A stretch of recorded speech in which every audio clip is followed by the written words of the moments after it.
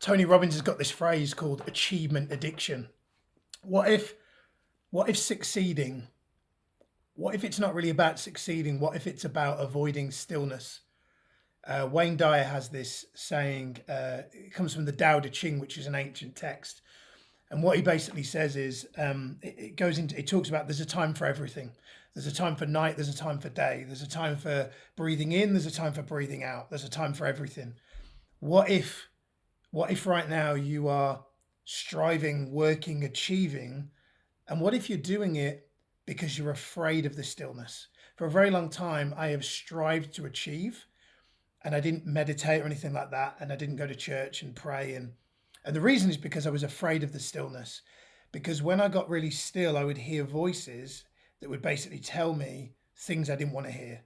How, I was striving so much that if I slowed down, I would realize that actually I wasn't present.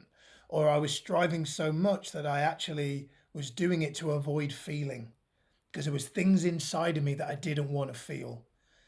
And if we don't allow ourselves to feel what we want, what needs to be felt, we'll never really heal.